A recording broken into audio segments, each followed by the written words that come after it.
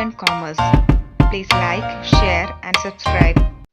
Hi all, welcome to the class. ഈ ക്ലാസ്സിൽ നമ്മൾ ഫസ്റ്റ് ഡിസ്കസ് ചെയ്യാൻ പോകുന്നത് സ്റ്റേറ്റ് ബാങ്ക് ഓഫ് ഇന്ത്യയെ കുറിച്ചാണ്.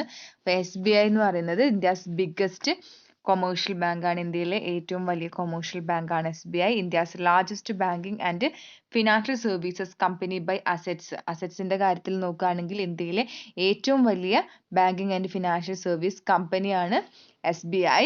SBIയുടെ ഫോർമേഷൻ എങ്ങനെയായിരുന്നു എന്ന് നോക്കാം. This bank got birth in British era. British ഇറയിലാണ് ഈ ബാങ്കിന്റെ ഒറിജിൻ എന്ന് പറയുന്നത്.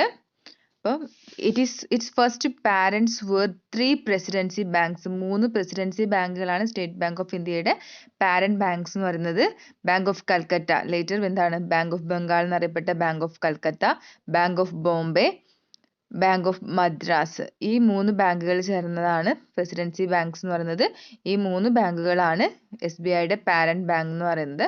Next in 1921 these 3 presidency banks were merged into one entity.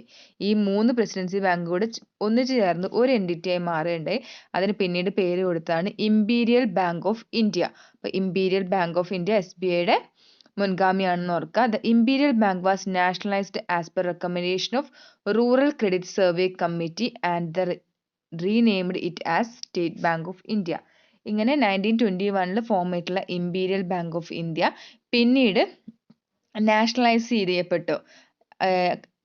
ചെയ്യപ്പെട്ടത് റൂറൽ ക്രെഡിറ്റ് സർവേ കമ്മിറ്റിയുടെ റിപ്പോർട്ട് പ്രകാരമാണ്. അവരാണ് ഈ ഒരു ബാങ്കിനെ നാഷണലൈസ് ചെയ്യാൻ വേണ്ടി പറഞ്ഞത്. അപ്പോൾ നാഷണലൈസ് ചെയ്തതിന് ശേഷം അതിനെ റീനെയിം ചെയ്തു, വീണ്ടും പേര് മാറ്റിയിട്ടു. അങ്ങനെ വന്ന പേരാണ് state bank of India.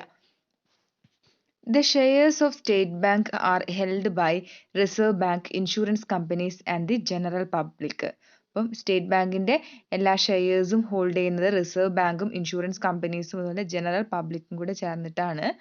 It performs all functions of the commercial banks. Apart from this, it responds to financial requirement of cooperative institutions and small-scale industries, particularly in rural areas liberally. It acts as agent of Reserve Bank in all the places where the latter does not have branches. ഇപ്പോൾ state bank of India commercial banks ചെയ്യുന്ന എല്ലാ ഫങ്ഷൻസും ചെയ്യുന്നതിൽ കൂടാതെ തന്നെ അത് cooperative ഇൻസ്റ്റിറ്റ്യൂഷൻസിൻ്റെയും small scale ഇൻഡസ്ട്രീസിൻ്റെയും പെർട്ടിക്കുലർലി റൂറൽ ഏരിയാസിലുള്ള കോപ്പറേറ്റീവ് ഇൻസ്റ്റിറ്റ്യൂഷൻസിൻ്റെയും സ്മോൾ സ്കെയിൽ ഇൻഡസ്ട്രീസിൻ്റെയും ഫിനാൻഷ്യൽ റിക്വയർമെൻറ്റ്സിന് സഹായിക്കുന്നുണ്ട്. അതുപോലെ തന്നെ it act as reserve banks agent. Reserve ബാങ്കിന് ബ്രാഞ്ചുകൾ ഇല്ലാത്ത സ്ഥലങ്ങളിൽ റിസർവ് ബാങ്കിന്റെ ഏജന്റ് ആയിട്ടും SBI വർക്ക് ചെയ്യുന്നുണ്ട്.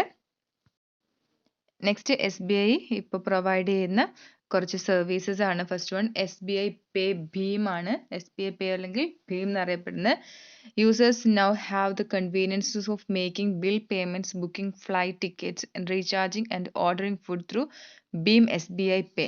ഇപ്പം ഭീം SBI പേയിലൂടെ ആളുകൾക്ക് അവരുടെ ബിൽ പേ ചെയ്യാനും അതുപോലെ തന്നെ ഫ്ലൈറ്റ് ടിക്കറ്റ്സ് ബുക്ക് ചെയ്യാനും റീചാർജ് ചെയ്യാനും വേണ്ടിയിട്ടും ഫുഡ് ഒക്കെ ഓർഡർ ചെയ്യാൻ വേണ്ടിയും SBI ഇൻട്രൊഡ്യൂസ് ചെയ്തിട്ടുള്ള സർവീസാണ് SBI ഭീം പേ എന്ന് പറയുന്നത്. നെക്സ്റ്റ് വൺ SBI ബഡി ആണ്. SBI ബഡി എന്ന് പറയുന്നത് മൊബൈൽ വാലറ്റ്. ബാങ്ക് പ്രൊവൈഡ് ചെയ്യുന്ന മൊബൈൽ വാലറ്റ് ആണ് SBI ബഡി എന്ന് പറയുന്നത്. It allow users to send and receive money. Cash receive ചെയ്യാനും സെൻഡ് ചെയ്യാനും വേണ്ടിയിട്ട് നമുക്ക് SBI ബഡി യൂസ് ചെയ്യാം. അതുകൂടാതെ ഇൻ അഡീഷൻ എന്താണ്, യൂസേഴ്സിന് ഷോപ്പ് ചെയ്യാൻ കഴിയും. അതുപോലെ തന്നെ ബുക്ക് ചെയ്യാൻ പറ്റും. അവരുടെ railway, movie, flight tickets book ചെയ്യാനും അതുപോലെ വിർച്വൽ ഡെബിറ്റ് കാർഡ് യൂസ് ചെയ്യാനും മീൻസ് ബഡി കാർഡ് പ്രൊവൈഡ് ചെയ്യുന്നുണ്ട്. അത് virtual debit card service, withdraw cash SBI നിന്ന് ATM നിന്ന് ക്യാഷ് വിഡ്രോ ചെയ്യാനൊക്കെ ഹെൽപ്പ് ചെയ്യുന്ന ഒരു മൊബൈൽ വാലറ്റ് ആണ് SBI buddy. Next service SBI YONO ആണ്. യോനോന്റെ ഫുൾ ഫോം ഇതാണ്, യു ഓൺലി നീഡ് വൺ. അതാണ് on 24th November 2017 state bank of India launched India's first comprehensive digital service platform. അപ്പോൾ 2017 November 24 SBI ഈ ഒരു രീതിയിലുള്ള comprehensive digital service platform introduce ചെയ്യുന്നത്. Comprehensive എന്ന് ഉദ്ദേശിക്കുന്നതാണ് ഈ ഒരു ആപ്ലിക്കേഷൻ യൂസ് ചെയ്ത് നമുക്ക് എല്ലാ ബാങ്കിങ് സർവീസുകളും നമുക്ക് യൂസ് ചെയ്യാൻ കഴിയും. YONO offers banking and other financial products along with access to India's largest B2C marketplace for its customers to meet their lifestyle needs across 16 categories. ഇപ്പോൾ 16 കാറ്റഗറീസിൽ B2C മാർക്കറ്റും ബിസിനസ് ടു കസ്റ്റമർ മാർക്കറ്റും അതുപോലെ തന്നെ എല്ലാ രീതിയിലുള്ള ബാങ്കിങ് സർവീസുകളും ഫിനാൻഷ്യൽ പ്രൊഡക്ട്സുകളൊക്കെ പ്രൊവൈഡ് ചെയ്യുന്ന SBIയുടെ പുതിയൊരു സർവീസാണ് യോനോ എന്ന് പറയുന്നത്. യോനോ 2017 ഇൻട്രൊഡ്യൂസ് ചെയ്തിട്ടുള്ളത്. അവിടെ B2Cയിൽ നമുക്ക് ബിസിനസ് ടു കസ്റ്റമർ മാർക്കറ്റ് പ്ലേസിൽ നമുക്ക് fashion, life style, electronics, education അങ്ങനെയുള്ള എല്ലാ രീതിയിലുള്ള മാർക്കറ്റിങ്ങും നടത്താൻ കഴിയും. അതുപോലെ തന്നെ customers can open N SBI account digitally in 4 minutes. 4 minute കൊണ്ട് ഏകദേശം 4 മിനിറ്റ് കൊണ്ട് ഈ ഒരു യോനോ ആപ്ലിക്കേഷൻ യൂസ് ചെയ്തുകൊണ്ട് കസ്റ്റമേഴ്സിന് പുതിയൊരു SBI ബാങ്ക് അക്കൗണ്ട് ക്രിയേറ്റ് ചെയ്യാനും കഴിയും. അതാണ് യോനോനെ കുറിച്ച് പറയാനുള്ളത്. ഇത്രയാണ് SBIയുടെ ഈ ഒരു കറണ്ട് സിനാരിയോയിൽ അവൈലബിൾ ആയിട്ടുള്ള ഇമ്പോർട്ടൻറ്റ് സർവീസസ് എന്ന് പറയുന്നത്. നെക്സ്റ്റ് നമ്മൾ ഡിസ്കസ് ചെയ്യാൻ പോകുന്നത് RRBയെ കുറിച്ചാണ്. Regional rural banks. Regional rural banks എന്ന് പറയുന്നത് കൊമേഴ്ഷ്യൽ ബാങ്ക്സിൻ്റെ ന്യൂനതകൾ പരിഹരിക്കാൻ വേണ്ടിയിട്ട് കൊമേഴ്ഷ്യൽ ബാങ്ക്സിൻ്റെ ഫാർമേഴ്സിന് ലെൻഡ് ചെയ്യാനൊക്കെയുള്ള ബുദ്ധിമുട്ടുകൾ പരിഗണിച്ചുകൊണ്ട് ഗവൺമെൻറ് ഇൻട്രൊഡ്യൂസ് ചെയ്തിട്ടുള്ള പുതിയൊരു ബാങ്കാണ് റീജിയണൽ റൂറൽ ബാങ്ക്സ് എന്ന് പറയുന്നത്. അപ്പോൾ നമുക്ക് 1970s ഏർലീസിലൊക്കെ നമുക്ക് കൊമേഴ്ഷ്യൽ ബാങ്ക്സിൻ്റെ കൾച്ചറൽ ഇഷ്യൂസൊക്കെ കാരണം ഗവൺമെൻറ് ഓണർഷിപ്പ് ആണെങ്കിൽ പോലും നാഷണലൈസിന് ശേഷം പോലും ഫാർമേഴ്സിന് ലെൻഡ് ചെയ്യുന്നതിലൊക്കെ കുറേ ബുദ്ധിമുട്ടുകൾ ഏർപ്പെട്ടിരുന്നു. ആ ഒരു ബുദ്ധിമുട്ടുകളെ ഓവർകം ചെയ്യാൻ വേണ്ടിയിട്ട് the government set up Narasimham working group in 1975. Narasimham working ഗ്രൂപ്പിനെ 1975 ഗവൺമെൻറ് അപ്പോയിൻറ്റ് ചെയ്യുന്നു. On the basis of companies recommendation. ഈ ഒരു കമ്മിറ്റിയുടെ റെക്കമെൻഡേഷൻസിൻ്റെ ബേസിൽ regional rural banks ordinance was promulgated in September 1975. ഈ ഒരു കമ്മിറ്റിയുടെ റെക്കമെൻഡേഷൻസിന് പ്രകാരം RRB ഓർഡിനൻസ് ഗവൺമെൻറ് 1975 സെപ്റ്റംബറിൽ ഇൻട്രൊഡ്യൂസ് ചെയ്തു. അതിനുശേഷം which was replaced by regional rural banks act in 1976. ഈ ഒരു ഓർഡിനൻസ് RRB ആക്ട് ആയിട്ട് 1976 മാറി. അതിൻ്റെ ബേസിൽ regional rural bank came into existence with the joint effort of central government, state government and other commercial banks. ഇതിനൊക്കെ ബേസിൽ പിന്നീട് എന്ത് ചെയ്തായി regional rural banks ഗവൺമെൻറ്റിൻ്റെ അതുപോലെ തന്നെ സ്റ്റേറ്റ് ഗവൺമെൻറ്റിൻ്റെയും സെൻട്രൽ ഗവൺമെൻറ്റിൻ്റെയും ബാക്കിയുള്ള കൊമേഴ്ഷ്യൽ ബാങ്ക്സിൻ്റെ ഒക്കെ അസിസ്റ്റൻസോടെയാണ് RRB നിലവിൽ വരുന്നത്. അതിനുശേഷം RRB ഒരു ബില്ല് 2014 ഉണ്ടായിരുന്നു, അമെൻമെൻറ്റ് ബില്ല്. ഈ അമെൻമെൻറ്റ് ബില്ല് ലോക്സഭ പാസ് ചെയ്തു. As per this amendment regional rural banks have authorised capital of 2000 crores and the share capital of the RRB should be split into 200 crores equity shares of 10 each. ഈ ഒരു amendment പ്രകാരം ഒരു RRBക്ക് authorised capital എന്ന് പറയുന്നത് 2000 crores ഉണ്ടാവണം. ഈ 2000 crores divide ചെയ്യുന്നത് ഇങ്ങനെയാണ് 200 ഇക്വിറ്റി ഷെയർസ് ഓഫ് 10 ഈച്ച്. 10 രൂപയുടെ 200 കോടി ഇക്വിറ്റി ഷെയർസ് ആയിട്ടാണ് ഇതിനെ ഡിവൈഡ് ചെയ്യുന്നത്. The issued capital of RRB shared by central government, sponsor bank and state government in the proportion of 50%, 35% and 15%. അപ്പോൾ നമ്മൾ ഓൾറെഡി പറഞ്ഞു സെൻട്രൽ ഗവൺമെൻറ്റിൻ്റെയും സ്റ്റേറ്റ് ഗവൺമെൻറ്റിൻ്റെയും കൊമേഴ്ഷ്യൽ ബാങ്ക്സിൻ്റെയും ഒക്കെ അസിസ്റ്റൻസോടെയാണ് RRB എക്സിസ്റ്റൻസിൽ വന്നിട്ടുള്ളത്. അതുകൊണ്ട് തന്നെ RRBയുടെ ഫണ്ടിങ് എന്ന് പറയുന്നത് ഷെയർസിന് സബ്സ്ക്രൈബ് ചെയ്യുന്നത് സെൻട്രൽ ഗവൺമെൻറ്റും അവരുടെ സ്പോൺസർ ബാങ്ക് അതൊരു കൊമേഴ്ഷ്യൽ ബാങ്ക് ആയിരിക്കും, അതുപോലെ തന്നെ സ്റ്റേറ്റ് ഗവൺമെൻറ്റും ചേർന്നാണ്. അപ്പോൾ ഓരോരുത്തരും കോൺട്രിബ്യൂട്ട് ചെയ്യുന്നത് central government 50%, sponsor bank 35%, state government 15%. ഈ രീതിയിലാണ് പെയ്ഡ് അപ്പ് ക്യാപിറ്റലിലേക്ക് അവർ കോൺട്രിബ്യൂട്ട് ചെയ്യുന്നത്. Next area of operation of the majority of RRB is limited to notified area comprising a few districts in a state. അപ്പോൾ RRBയുടെ ഒരു regional rural ബാങ്കിൻ്റെ area of operation എന്ന് പറയുന്നത് മെജോറിറ്റി എന്താണ് ലിമിറ്റഡ് ഏരിയാസ് ആയിരിക്കും. ഒരു സ്റ്റേറ്റിൻ്റെ കുറച്ച് ഡിസ്ട്രിക്റ്റിൽ മാത്രമായിരിക്കും അത് ഓപ്പറേറ്റ് ചെയ്യുന്നത്. The main objectives, RRBയുടെ മെയിൻ ഒബ്ജക്റ്റീവ്സ് ആണ് to enhance the local participation of banks to meet the credit requirement of weaker section. ഏറ്റവും വീക്കർ ആയിട്ടുള്ള സെക്ഷന് ക്രെഡിറ്റ് റിക്വയർമെൻറ്റ് മീറ്റ് ചെയ്യുന്നതിന് വേണ്ടിയിട്ട് അവർക്ക് ബാങ്കിങ് സർവീസുകൾ പ്രൊവൈഡ് ചെയ്യുക, അവരുടെ ലോക്കൽ പാർട്ടിസിപ്പേഷൻ എൻഷുർ ചെയ്യുക എന്നുള്ളത് RRBയുടെ എയിമാണ്. Particularly small and marginal farmers. ഇവിടെ വീക്കർ സെക്ഷൻ ഉദ്ദേശിക്കുന്നതാണ് ചെറുകിട ഫാമേഴ്സും മാർജിനൽ ഫാമേഴ്സാണ്. അതുപോലെ തന്നെ landless labours, artisans, small entrepreneurs in rural areas, ഇവരൊക്കെയാണ് വീക്കർ സെക്ഷൻ എന്ന് പറയുന്നത്. ഇവർക്കൊക്കെ ബാങ്കിങ് സർവീസ് പ്രൊവൈഡ് ചെയ്യുക എന്നുള്ളതാണ് റീജിയണൽ റൂറൽ ബാങ്കിൻ്റെ മെയിൻ എയിം എന്ന് പറയുന്നത്.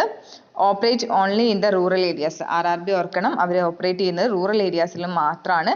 And their staffs are recruited from the area of operation. ഏത് ഏരിയയിലാണോ അവർ ഓപ്പറേറ്റ് ചെയ്യുന്നത് ആ ഏരിയയിലുള്ള ലോക്കൽ ആളുകളെയാണ് അവരുടെ സ്റ്റാഫായിട്ട് അപ്പോയിൻറ്റ് ചെയ്യുന്നത്. Reserve Bank of India has been taking measures from time to time for the strengthening them and improving their performance. ഇങ്ങനെയുള്ള regional rural bank എന്ന് പറയുന്നത് വളരെ ഇമ്പോർട്ടൻ്റ് ആണ്. അതുകൊണ്ട് തന്നെ reserve bank time to time അവരെ സ്ട്രെങ്തൻ ചെയ്യാൻ വേണ്ടിയിട്ടും ഇമ്പ്രൂവ് ചെയ്യാൻ വേണ്ടിയിട്ടും പെർഫോമൻസ് ഇമ്പ്രൂവ് ചെയ്യാൻ വേണ്ടിയിട്ടുള്ള മെഷേഴ്സ് എടുക്കാറുണ്ട്. നമ്മൾ ഓൾറെഡി പറഞ്ഞു കഴിഞ്ഞു, സ്റ്റേറ്റ് ഗവൺമെൻറ്റും സെൻട്രൽ ഗവൺമെൻറ്റും സ്പോൺസറിങ് ബാങ്കും ചേർന്നിട്ടാണ് RRBനെ ഹെൽപ്പ് ചെയ്യുന്നത്. അപ്പോൾ സ്പോൺസറിങ് ബാങ്ക് എന്താണെന്ന് നോക്കാം. സ്പോൺസറിങ് ബാങ്ക് ഓഫ് RRB എന്ന് പറയുന്നത് regional rural banks are sponsored by nationalised bank. ഏതെങ്കിലും നാഷണൽ ബാങ്ക്സ് ആയിരിക്കും റീജിയണൽ റൂറൽ ബാങ്ക്സിനെ സ്പോൺസർ ചെയ്യുന്നത്. The sponsoring bank provides managerial and financial assistance to sponsored regional rural banks. ഇങ്ങനെ sponsor ചെയ്യുന്ന nationalised bank RRBക്ക് managerial അതുപോലെ തന്നെ ഫിനാൻഷ്യൽ അസിസ്റ്റൻസും പ്രൊവൈഡ് ചെയ്യും. ആൻഡ് സബ്സ്ക്രൈബ് ഷെയർ ക്യാപിറ്റൽ നമ്മൾ പറഞ്ഞാൽ അവരുടെ ഷെയർ ക്യാപിറ്റൽ സബ്സ്ക്രൈബ് ചെയ്യുന്നുണ്ട്. അതുപോലെ തന്നെ financial assistance at concessional interest rate. അവർ പ്രൊവൈഡ് ചെയ്യുന്ന ഫിനാൻഷ്യൽ അസിസ്റ്റൻസ് എന്ന് പറയുന്നത് അവർ ചാർജ് ചെയ്യുന്ന ഇൻട്രസ്റ്റ് റേറ്റ് എന്ന് പറയുന്നത് കൺസെഷണൽ റേറ്റിലായിരിക്കും. ഇത്രയാണ് സ്പോൺസറിങ് ഓഫ് RRB എന്ന് പറയുന്നത്. RRBയുടെ സ്പോൺസർ ബാങ്കിനെ കുറിച്ച് പറയാനുള്ളത്. നെക്സ്റ്റ് ഷെഡ്യൂൾഡ് ബാങ്ക്സ് ആണ്. അപ്പോൾ എന്താണ് ഷെഡ്യൂൾഡ് ബാങ്ക്സ് നോക്കാം. Scheduled banks. A scheduled bank is a bank which is included in the second schedule of Reserve Bank of India Act 1934 and it will fulfill 3 conditions.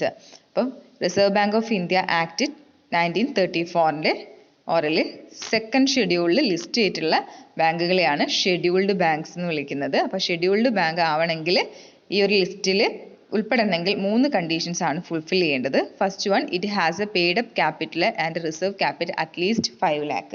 At least 5 lakh paid up share ക്യാപിറ്റലും റിസർവ്സും ചേർന്നിട്ട് അവർക്ക് വേണം. Second one, it ensures that reserve bank that its operations are not detrimental to the interest of the depositors. അപ്പോൾ ഡെപ്പോസിറ്റേഴ്സിനെ cheat ചെയ്യുക അല്ലെങ്കിൽ ഡിട്രിമെൻറ്റ് ചെയ്യുക എന്നുള്ള ഒരു ഉദ്ദേശം ഇല്ലാത്ത ബാങ്കാണിതെന്ന് അവർ ഉറപ്പ് നൽകണം. Third one, it is a corporation or corporative society and not a partnership or single owner firm.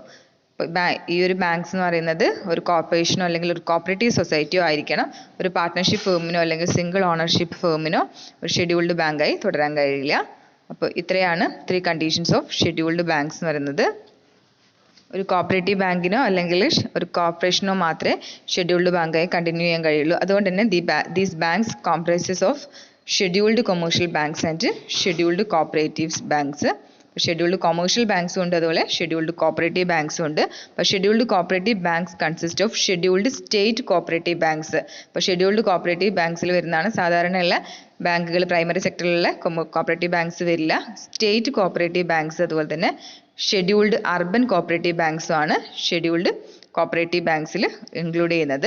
The major difference between scheduled commercial banks and scheduled cooperative banks is their holding pattern, since the cooperatives are registered under the Cooperative Societies Act and as cooperative credit institutions. മേജറായിട്ടും scheduled commercial ബാങ്ക്സിൻ്റെയും scheduled cooperative ബാങ്ക്സിൻ്റെയും difference എന്ന് പറയുന്നത് അവരുടെ holding pattern ആണ്. അപ്പോൾ cooperative banks എന്ന് പറയുന്നത് രജിസ്റ്റർ ചെയ്തിട്ടുള്ളത് കോപ്പറേറ്റീവ് സൊസൈറ്റീസ് ആക്ടിന് കീഴിൽ കോപ്പറേറ്റീവ് ക്രെഡിറ്റ് ഇൻസ്റ്റിറ്റ്യൂഷൻസ് ആയിട്ടായിരിക്കും. അപ്പോൾ scheduled commercial banks can further divided into 4 groups. Scheduled commercial ബാങ്ക്സിനെ പിന്നീട് നമുക്ക് 4 ആക്കി ഡിവൈഡ് ചെയ്യാം. Public sector banks, public sector example ആണ് SBIയും അതർ പബ്ലിക് സെക്ടർ ബാങ്ക്സും. Next category private banks, foreign banks, regional rural banks. ഇവയാണ് ഷെഡ്യൂൾഡ് കൊമേഴ്ഷ്യൽ ബാങ്ക്സിനെ ഫർദറായിട്ട് ഡിവൈഡ് ചെയ്യുന്നത്. ഇത്രയാണ് ഷെഡ്യൂൾഡ് ബാങ്ക്സിനെ കുറിച്ച് പറയാനുള്ളത്. Next non scheduled banks. Commercial banks which have a paid up share capital and reserves of an aggregate value less than 5 lakh is considered as non-scheduled banks. 5 lakhന് താഴെ paid up share capital reserves ഉള്ള commercial ബാങ്ക്സിനെ നമുക്ക് non scheduled banks എന്ന് വിളിക്കാം. Their name do not appear in the second schedule of Reserve Bank of India Act. അപ്പോൾ ഇവരുടെ പേര് Reserve Bank of India ആക്ടിലെ second ഷെഡ്യൂളിൽ ലിസ്റ്റ് ചെയ്തിട്ടുണ്ടാവില്ല. അപ്പം അത്തരം ബാങ്കുകളാണ് നോൺ ഷെഡ്യൂൾഡ് ബാങ്ക്സ് എന്ന് പറയുന്നത്. നെക്സ്റ്റ് ഡെവലപ്മെന്റൽ ബാങ്ക്സ് ആണ്. അപ്പോൾ ഡെവലപ്മെന്റ് ബാങ്ക്സിനെ വിളിക്കുന്ന മറ്റൊരു പേരാണ് industrial banks. It provides long term fund to industrial concerns. അപ്പോൾ ഇൻഡസ്ട്രിയൽ കൺസേൺസിന്റെ ഡെവലപ്മെന്റിന് വേണ്ടിയിട്ട് ലോങ് ടേം ഫണ്ട് അവർക്ക് പ്രൊവൈഡ് ചെയ്യുന്ന ബാങ്കുകളാണ് developmental banks. They raise their funds by issue of shares and debentures and mobilising long term deposits from public. അവരുടെ ഈ ഒരു ലോങ് ടേമിന് വേണ്ടിയിട്ട് ഇൻഡസ്ട്രീസിന് ലോൺ പ്രൊവൈഡ് ചെയ്യാൻ വേണ്ടിയിട്ട് അവർ ഫണ്ട് റേസ് ചെയ്യുന്നത് അവരുടെ ഷെയർസ് ഡിബഞ്ചേഴ്സ് ഒക്കെ ഇഷ്യൂ ചെയ്തിട്ടും അതുപോലെ തന്നെ ലോങ് ടേം ഡെപ്പോസിറ്റ്സ് പബ്ലിക്കിൽ നിന്ന് റേസ് ചെയ്തിട്ടാണ്. The utilise the raised funds to provide loans for long period. നമ്മൾ ഓൾറെഡി പറഞ്ഞു അവരുടെ ഈ ഒരു ഫണ്ട് റേസ് ചെയ്യുന്നത് അവർ ലോങ് പീരീഡിലേക്ക് ലോണ് പ്രൊവൈഡ് ചെയ്യാൻ വേണ്ടിയിട്ടാണ്. ഇന്ത്യയിൽ 1947 വരെ ഒരു ഇൻഡസ്ട്രിയൽ ബാങ്ക്സും ഉണ്ടായിരുന്നില്ല. The central government and reserve bank have taken active role to start and develop a number of industrial banks in India. അതിനുശേഷമാണ് സെൻട്രൽ ഗവൺമെന്റും റിസർവ് ബാങ്കും ചേർന്ന് ഇൻഡസ്ട്രീസിന്റെ ഡെവലപ്മെന്റിന് വേണ്ടിയിട്ട് ഇൻഡസ്ട്രിയൽ ബാങ്ക് സ്റ്റാർട്ട് ചെയ്യാൻ വേണ്ടി ട്രൈ ചെയ്തിട്ടുള്ളത്. It is formed mainly to finance the capital requirement of small medium and large scale industries. അവരുടെ main purpose എന്ന് പറയുന്നത് small medium and large scale ഇൻഡസ്ട്രീസിന് ഫിനാൻസ് പ്രൊവൈഡ് ചെയ്യുക എന്നുള്ളതാണ്. അപ്പോൾ ഇതിൽ ഇൻക്ലൂഡ് ചെയ്യുന്ന ബാങ്കുകളാണ് industrial finance corporation of India, small scale industries corporation, industrial credit and investment corporation of India and industrial development bank of India. ഇതൊക്കെ ഇൻഡസ്ട്രിയൽ ബാങ്ക്സിന് അല്ലെങ്കിൽ ഡെവലപ്മെന്റൽ ബാങ്ക്സിന് എക്സാമ്പിൾ ആണ്. അപ്പോൾ ഇവരുടെ മെയിൻ പർപ്പസ് എന്ന് പറഞ്ഞവർക്ക് ക്യാപിറ്റൽ റിക്വയർമെന്റ്സിനെ ഫുൾഫിൽ ചെയ്യുക എന്നുള്ളതാണ്. Small medium and large scale ഇൻഡസ്ട്രീസിന് ക്യാപിറ്റൽ റിക്വയർമെന്റിനെ ഫുൾഫിൽ ചെയ്യാം.